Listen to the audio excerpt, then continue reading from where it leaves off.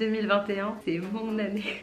Je suis un peu déscolarisée, hein. Information coronavirus. J'en ai marre, je me fais tout le temps démonétiser. J'ai entamé des démarches pour changer de faculté l'année prochaine. J'ai plein de poils de chat évidemment.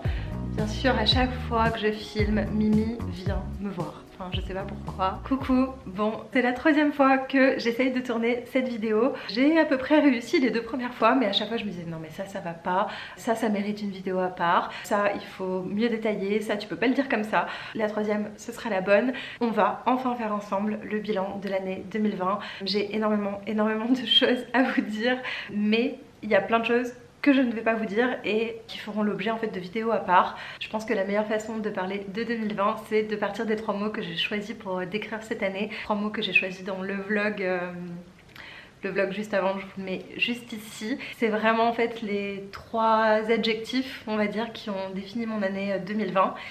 Et voilà. Le premier, c'était inattendu. Pourquoi inattendu? Tout simplement parce que j'ai eu vraiment cette sensation que l'année 2020, rien, mais rien du tout n'allait comme je voulais. Rien ne s'est passé comme prévu. Moi je suis quelqu'un qui part un peu dans tous les sens dans ma tête et c'est vrai que pour me cadrer, je passe ma vie, mais vraiment ma vie, à faire des listes d'objectifs, des listes de vœux, des listes de courses, des listes de tout et n'importe quoi pour me cadrer. J'aime beaucoup faire ça le soir ou le matin et en fait ça me permet par exemple de mieux dormir parce que au moins je me dis c'est sorti de mon cerveau, c'est posé sur une feuille et j'ai plus à y penser en fait. Bon, c'est pas vrai, j'y pense toujours un petit peu mais quand même relativement moins. Et vraiment, j'avais beau organiser des choses, mais je vous jure, plus je m'organisais, plus c'était le désordre. C'était le désordre dans ce qu'on me demandait, c'était le désordre dans ma tête, c'était le désordre partout. L'année 2020 a commencé par mes partiels où je pensais vraiment que j'avais tout foiré. Mais vraiment, j'en étais persuadée. Mais comment vous dire que vraiment, j'ai pris rendez-vous en partie avec une psychologue, chose que je n'avais jamais fait avant. En fait, j'avais déjà vu des psychiatres et un psychologue, mais je n'avais jamais vu de psychologue femme. Ça peut vous paraître étrange, mais pour moi en fait c'était important de passer le pas d'avoir un thérapeute femme parce que j'ai souvent du mal avec les femmes en règle générale. Enfin en tout cas j'ai plus l'impression qu'elles ont du mal avec moi et bon bref, peu importe. Et donc en fait ça a commencé sur ça, ça a commencé par l'initiation d'une nouvelle thérapie où j'ai appris énormément de choses sur moi, au-delà de mon syndrome de l'imposteur, au-delà de l'hypersensibilité, chose voilà, dont j'avais déjà conscience sans vraiment l'avoir mentalisé ou intellectualisé, mais j'ai appris de nouvelles choses sur moi et c'est des choses qui ont mis énormément de temps à mûrir. Ça je vous en ferai une vidéo à part parce que tout simplement j'ai aussi passé des tests de QI avec cette même psychologue en septembre et voilà, je voulais en parler. Il y a quelques personnes sur Instagram ou sur YouTube qui me disaient que ça se voyait que j'étais hypersensible et même certaines personnes m'ont parlé de haut potentiel, multipotentiel, zèbre, etc. Et au début c'était pas du tout un sujet dont je voulais parler parce que j'ai mis longtemps à comprendre, je me suis énormément renseignée sur le sujet et j'ai encore un avis qui est pas du tout tranché et voilà, mais je pense que ça peut être intéressant pour vous et que ça peut aussi vous donner des pistes car je sais qu'il y a beaucoup de gens qui se posent des questions sur eux-mêmes comme moi je le fais avec vous en vidéo. Donc voilà, ce sujet là, des tests de QI, du multipotentiel, je pense que c'est mon terme préféré, on en fera une vidéo à part. Mais pour tout vous dire, après avoir passé ces tests de QI, j'ai encore changé de thérapeute parce que je sais pas comment expliquer. J'avais l'impression que c'était le sujet principal en fait du haut potentiel, on va dire, qui revenait H24 sur la table avec cette psychologue et j'avais l'impression de pas du tout avancer. J'avais l'impression d'avoir compris énormément de choses parce que je m'étais énormément renseignée, mais que j'avais quand même des problèmes, hein, bien sûr on s'entend, c'est très relatif et tout va très bien en soi dans ma vie quand on regarde, mais voilà, j'avais d'autres choses à régler et j'arrivais plus à travailler avec cette psychologue, donc j'ai changé. Pourquoi je vous dis tout ça? parce que souvent j'aborde des sujets qui, je pense, méritent parfois de parler à un professionnel. C'est la première chose que je vous dis en fait quand je parle de certains sujets qui peuvent être tabous, qui peuvent être sensibles, qui peuvent amener à beaucoup de questionnements et de réflexions. Allez en parler à quelqu'un. Et en fait, je pense aussi que ça dépend de certains caractères, mais en fait moi j'ai souvent vu des psychologues parce que j'ai énormément de mal à me confier en fait dans ma sphère privée. J'ai énormément de mal à appeler des amis quand ça va pas, même Raph, même mes sœurs. Je suis quelqu'un de très secrète sur ce qui ne va pas ou même ce qui va très bien. En fait, quand je ressens des émotions fortes en général, je les trouve tellement fortes que j'ai peur de déranger avec mes émotions, j'ai peur de déranger avec mes questionnements, j'ai peur de déranger avec mes sentiments. Et c'est vrai que je m'enferme beaucoup. Et le fait de ne pas en parler, peut-être que ça me stresse. Donc c'est vrai que j'ai souvent ressenti le besoin d'en parler à une personne extérieure, d'avoir un avis aussi extérieur, vu que vraiment je n'arrive pas à le faire dans ma sphère privée. C'est une chose sur laquelle je travaille beaucoup ces derniers temps, à aller vers les autres, à m'exprimer, à dire ce que je ressens, mais c'est encore très difficile pour moi. Donc voilà, si jamais vous êtes dans cette situation vous aussi, n'hésitez pas à parler à quelqu'un, il n'y a rien de mal, c'est pas du tout une honte, au contraire. Je dis souvent que si on a compris qu'on avait un problème, on a fait la moitié du travail, ça veut dire qu'on est prêt au moins à en parler et au moins à se faire aider. Ça peut être que positif, de toute façon ça veut dire que vous allez vers l'avant et que vous ne restez pas dans... vous êtes en mouvement quoi. Donc ça c'était le premier point, la thérapie, etc. Pourquoi ça a été inattendu? À cause du... Je le dis tout doucement parce que j'ai vraiment très peur de me faire démonétiser, j'en ai marre, je me fais tout le temps démonétiser alors que je fais vraiment très attention, mais bon bref. Mais comment vous expliquer que ça a été hyper étrange? En fait j'étais extrêmement stressée toute cette période, j'étais très stressée en début 2020. J'étais tout le temps très fatiguée, je faisais des crises d'angoisse en cours, je faisais des insomnies, j'avais perdu genre 3 ou 4 kilos. Alors vous allez vous dire c'est pas grand chose, mais quand on fait 1m59 pour 47 kilos, oui c'est un peu beaucoup. Donc j'étais vraiment hyper mais crevée, j'étais au bout de ma vie. Et je m'étais un peu coupée de tout. Je m'étais coupée des informations. Alors déjà je regarde très rarement la télé, mais là je m'étais coupée, j'avais supprimé mes applications sur mon téléphone. Donc je ne lisais plus aucune information, plus aucun article. Je faisais que lire des livres ou regarder des vidéos YouTube que je choisissais bien pour ne pas partir en couille dans mon cerveau. Et en plus voilà, j'étais dans une période où je partais en week-end, je m'étais dit ok 2 semaines off, enfin voilà les cours un peu voilà on s'en fiche. Et je n'avais aucune idée de ce qui se passait au niveau de ce virus. Pour vous dire, l'Italie je crois a été confinée 1 semaine avant nous. Je n'étais... Bon c'est pas grave. Je n'étais même pas au courant. Non mais vraiment. Et en fait là où j'ai eu un déclic, c'est quand j'ai pris le TGV Lyon-Aix et que j'entendais information coronavirus et que je voyais des gens avec des masques et j'étais là, putain mais c'est vraiment bizarre, mais les gens sont un peu... ils sont un peu parano, non? Genre ça va, c'est une petite grippe. Alors moi j'étais mais complètement à côté de la plaque. En plus j'arrive à Aix, MM il était déjà un petit peu flippé à cause du coronavirus et tout. Du coup je commence à me renseigner. Même moi je le rassure, je lui dis non mais t'inquiète, tout va bien machin. Et j'étais à Aix avec chez des amis à lui. Genre il y a des gens qui arrivent et ils font ouais les bars ils ont déjà fermé et tout. Et j'étais là mais quoi? Ensuite, non ça c'était la veille. Ouais, la veille, je crois, ma soeur qui m'envoie un message qui me dit « Ouais, les facs sont fermés !» Mais moi, je comprenais rien. Enfin, j'étais complètement perdue. Et du coup, ben, ça a été vraiment tendu pour le coup. Mon deuxième mot de 2020 et inattendu parce que, mais vraiment, j'étais pas prête. Genre, j'étais vraiment pas prête à ce qu'il y ait tous ces chamboulements. Et à la fois, ça m'a fait trop du bien. Je vous jure. En fait, c'est grâce au confinement que je me suis rendu compte que ce qui me stressait le plus, bah, c'était les rapports sociaux et c'était la fac. C'était aussi le jugement des autres et c'est grâce à ce confinement que j'ai compris ça parce que bah, j'ai arrêté de stresser en fait. Au début j'ai stressé un peu pour le confinement parce que bien sûr comme tout le monde hein, beaucoup d'infos anxiogènes, beaucoup de stress aussi sur l'avenir, beaucoup d'incertitudes et moi je déteste être dans l'incertitude et à la fois à la fin mais j'étais hyper apaisée. Je me suis dit mais waouh génial en fait. génial d'être chez soi et d'avoir aucune obligation, personne pour te juger, personne pour te dire fais ci, fais ça. Ça m'a fait un bien fou. Mais vous imaginez même pas à quel point j'ai réussi à reprendre du poids, j'ai réussi à refaire du sport, je me suis reposée mais comme jamais, enfin des fois je faisais des nuits de 9 heures, enfin incroyable. Même si voilà ça a été extrêmement difficile, que ça a mis un petit peu tous les plans de tout le monde et beaucoup d'entreprises ou d'entrepreneurs etc. Dans la merde, bah moi ça m'a fait beaucoup de bien, je suis désolée.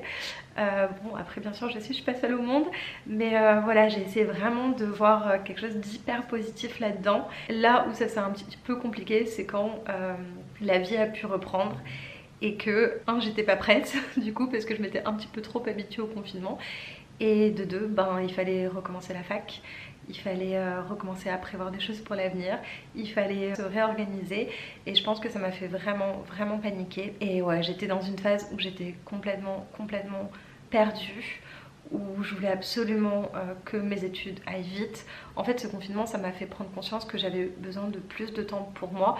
Je le savais déjà, mais en fait j'avais besoin d'une routine différente, dans le sens où en fait j'avais envie, mais ça je vous en ai parlé je crois dans la vidéo sur la 3e année de pharmacie, mais bon je sais pas si tout le monde l'a vu que ça n'intéresse pas tout le monde, mais en fait je me suis rendu compte vraiment que j'avais envie d'avoir une routine boulot, dodo, enfin je sais pas comment expliquer, c'est pas du tout ça, mais en fait j'avais envie d'avoir un salaire régulier, fixe, j'avais envie d'avoir des jours définis pour mon travail et qui me prennent moins de temps en fait que la fac. C'est vrai qu'il y a beaucoup de gens qui trouvent que les étudiants ils ont la belle vie, mais non en fait moi je suis pas du tout d'accord avec ces gens là. Alors après ça dépend des facs, en tout cas moi je trouve que la fac me demande beaucoup plus d'énergie mentale qu'un travail. Évidemment, votre travail vous le connaissez, vous savez le faire. Une fois que vous rentrez chez vous c'est terminé. La faculté c'est pas du tout ça, vous allez en cours, vous faites des TP et après il faut réviser et après il faut s'organiser et après il faut aussi faire toutes les autres choses que vous avez à faire, et vous n'avez pas assez de revenus pour je sais pas prendre une femme de ménage, pour commander tous les jours chez le traiteur, enfin je sais pas, en fait c'est hyper différent. Et c'est vrai que j'ai eu envie de ça en fait. J'ai eu envie d'avoir une routine, d'avoir une vie un peu plus d'adulte, et aussi de pouvoir par exemple avoir des semaines où je travaille et des week-ends off. Et c'est quelque chose maintenant que j'essaye vraiment de m'imposer cette année. Alors vous allez me dire c'est facile parce que je suis un peu déscolarisée, voilà, vu que j'ai redoublé. Mais j'essaye vraiment de faire un jour où je ne fais pas des choses obligatoires, des choses sur ma liste. Et ça m'a vraiment beaucoup aidé. Donc voilà, c'est un petit peu tout ça qui s'est passé. Je vous coupe un petit peu la période de l'été parce que sinon ça va être bien trop long, mais je pars en Grèce avec des amis et j'apprends que je redouble pour une seule matière, et ça a été le coup dur le plus terrible en fait de toute mon année, parce que c'était l'année où j'avais le plus travaillé de toute ma vie. Genre j'ai moins travaillé en PACES, sans vous mentir. Même si j'ai peut-être travaillé plus longtemps en heures, j'ai jamais donné autant d'énergie pour apprendre certaines choses. Et redoubler pour une matière, ça a été la pire nouvelle en fait de mon année. Je me suis sentie punie, je me suis sentie vraiment punie, incomprise, pas respectée dans mon travail. Je me suis dit mais en fait dans la vraie vie, dans le monde du travail, personne fait ça. Personne licencie quelqu'un pour une erreur sur ses 20 choses à faire. Enfin, vous voyez ce que je veux dire. Et ça m'a vraiment beaucoup fâchée, à tel point que, en fait, j'ai pris rendez-vous à la faculté. Et chose que je ne vous ai pas encore dit, mais j'ai entamé des démarches pour peut-être changer de faculté l'année prochaine. En fait, j'ai été tellement fâchée contre ma fac que je veux plus les revoir. Genre vraiment, j'étais fâchée. Et je le suis encore un petit peu. Et voilà, j'ai entamé des démarches pour peut-être changer de faculté l'année prochaine. Il y a moyen que je change de ville. Ça, je le sais depuis à peu près mi-septembre. Et c'est dans ma tête depuis tout ce temps.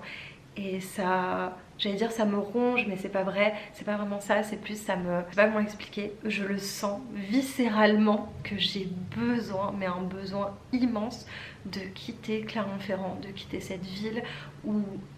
je n'aime pas cette ville, clairement, je n'aime pas du tout Clermont-Ferrand. Je m'y suis jamais sentie bien, jamais à l'aise.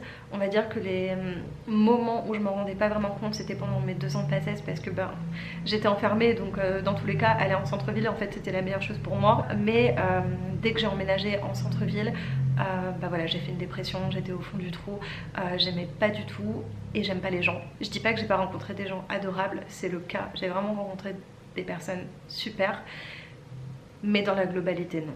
Et c'est vraiment le constat que j'ai fait avec toutes les personnes importées de Clermont. Ma sœur qui a passé 1 an m'a fait la même réflexion. Raph qui est maman depuis 1 an et demi, il en peut plus aussi. Enfin vraiment, c'est pas une ville pour des gens comme nous. Moi j'ai vraiment besoin d'une ville assez cosmopolite, d'une ville qui bouge, d'une ville où voilà, il y a plein de gens nouveaux. Je vous dis pas que j'ai besoin voilà, de Paris par exemple, pas du tout, mais j'ai besoin d'une autre ambiance. Et là on est fin janvier et je n'ai qu'une envie, c'est de terminer en fait les démarches pour potentiellement changer de faculté et donc changer de ville. Croisez les doigts pour moi parce que j'en rêve en fait, j'en rêve. Je croyais vraiment que j'allais être bloquée jusqu'à la fin de mes études et le destin a fait que non. Et ce qui est merveilleux et hyper beau dans tout ça, et je vous le disais, je sais que j'ai redoublé pour une raison. Ça peut pas être aussi terrible pour qu'il n'y ait pas une raison. Et ben si j'étais passée en 4e année, je n'aurais pas pu changer de faculté entre la 4e et la 5e. Mais entre la 3e et la 4e, c'est possible. Donc je sais pas si c'est le destin, si c'est l'univers, s'il y a quelque chose qui m'a envoyé ces ondes-là.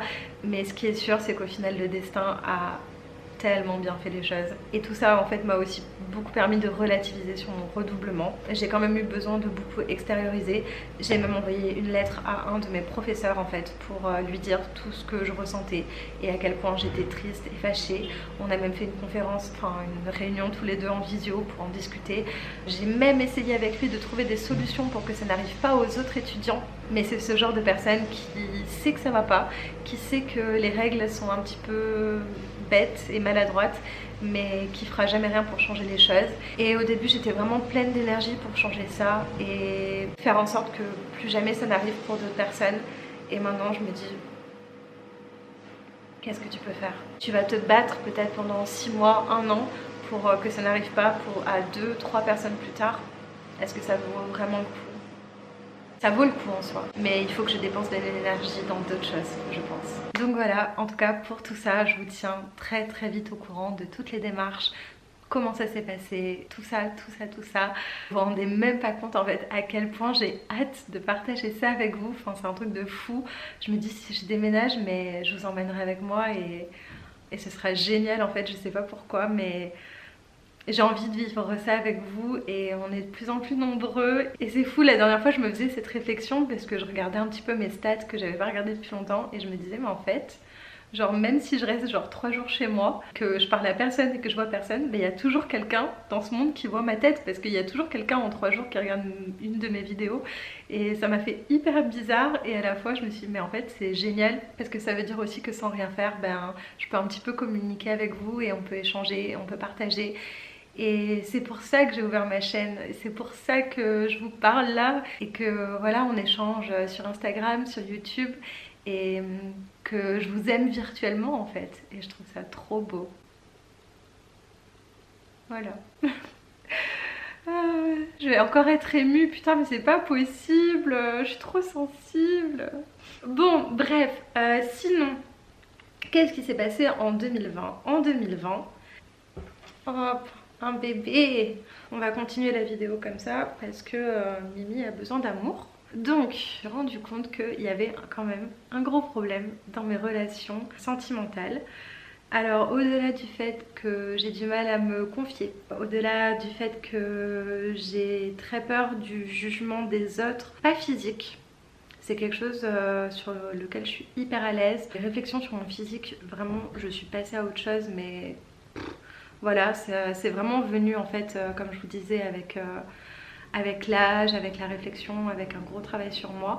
Mais en fait, ce qui me pèse encore beaucoup, c'est la peur du jugement de mon intellect, la peur du jugement de ma façon de penser, ma façon de comprendre les choses, de mes émotions aussi. Et je pense que c'est pour ça en fait que j'ai du mal à me confier, c'est que j'ai peur que si je me confie, je ressente des émotions trop fortes. Et en fait je me suis quand même rendu compte que dans mes relations, ça je vous en avais déjà parlé, soit j'avais des relations hyper sincères, non à chaque fois elles sont sincères, comment dire, soit en fait elles sont vraiment en profondeur. C'est des relations de couple qui durent sur plusieurs mois ou années. Soit c'est des relations extrêmement superficielles pour ma part parce que je ne me confie pas du tout et je suis pas vraiment moi-même. Et ce qui s'est passé c'est qu'en fait j'ai rencontré quelques personnes en 1 an évidemment Pas énormément parce que Covid et parce que pas spécialement envie non plus. Mais toutes les personnes que j'ai rencontrées avaient des problèmes. Clairement, je vais pas vous mentir, je ressentais en fait beaucoup de failles chez ces personnes-là. C'est, je pense, le fait d'être beaucoup plus exigeante et de faire beaucoup plus attention aussi aux personnes que je rencontre, dû au, on va dire, à tout ce que j'ai vécu. Mais en fait, on va dire que inconsciemment, je suis quand même attirée par des personnes qui ont des petits problèmes psychologiques. Des personnes pas spécialement saines. J'irai pas jusqu'à dire malsaines parce que c'est pas vrai. Mais voilà, des personnes qui sont relativement atypiques dans leur façon d'agir ou dans leur façon de penser. Et atypiques, pas forcément dans le bon sens du terme. Et aussi que ces personnes étaient très attirées par moi. Je veux dire, ça ne va pas que dans mon sens, en fait, ça va dans les deux sens. Et vraiment, c'est quelque chose qui m'a fait un petit peu de mal, je vais pas vous mentir, parce que la seule personne que j'ai rencontrée où je me suis dit, putain, cette personne, elle a l'air vraiment bien, elle a l'air vraiment normale, elle a l'air vraiment saine, et ben cette personne m'a complètement ghostée. C'était la première fois de ma vie que ça m'arrivait. Et je vais pas vous mentir, hein, j'ai pris un petit coup à l'ego, c'est normal. Mais vraiment, la seule personne que j'ai rencontrée où vraiment je me suis dit, bon, cette personne a l'air saine, sans problème, sans un passé tumultueux, sans des gros problèmes à résoudre, sans que j'ai besoin d'être la pote psy en fait, que je suis H24, ou la copine psy d'ailleurs, à cette personne ne s'intéresser pas du tout à moi. Et je pense que inconsciemment en fait, j'attire ce genre de personnes, que c'est sûrement le fait que je sois très patiente, très gentille et très empathique. Ça doit interpeller, je sais pas en vrai. Mais je vous avoue que ça m'a fait me remettre beaucoup en question sur ma façon de réagir, sur ma façon voilà, de communiquer, sur ma façon d'interagir en fait avec les gens, sur mon comportement aussi en société. Peut-être que je dégage quelque chose qui laisse penser que telle ou telle chose alors que pas du tout. En vrai je sais pas, mais tout ça pour vous dire que toutes les personnes que j'ai rencontrées ça a jamais duré et qu'à chaque fois en fait, bon à part la personne qui m'a ghosté, mais à chaque fois en fait j'ai mis un terme et j'ai mis un gros stop parce que maintenant je sais que j'ai besoin de quelque chose de simple et de sain. Je me prends déjà tellement la tête pour moi-même, je peux pas le faire pour une deuxième personne. Je fais ça toute ma vie d'être la pote psy, genre c'est fini. Et d'ailleurs c'est drôle parce que la dernière fois sous ma première vidéo YouTube, il y a un mec qui m'a dit un truc genre ouah t'as l'air tellement sereine après 3 semaines de rupture, mais en réalité maintenant avec le temps, combien de temps t'as vraiment mis? Et je lui ai répondu ben jusqu'à maintenant en fait. C'est 2021 qui m'a fait un déclic. J'ai eu plein de déclics à chaque fois dans ma vie. À chaque fois même je vous en ai parlé en vidéo, je me disais ah déclic là-dessus, ça c'est ok, ça c'est bon, ça j'ai compris. Mais le moment où j'ai vraiment, où je me suis vraiment libérée de cette relation, ça a mis vraiment 1 an et demi. Et aussi pour me reconstruire, aussi pour me rassurer et aussi pour être peut-être prête à rencontrer de nouvelles personnes et pas à aimer à nouveau mais à être aimée à nouveau, chose que je refusais catégoriquement en fait. Et c'est peut-être aussi pour ça que j'ai fui un petit peu les gens qui s'intéressaient à moi, hein.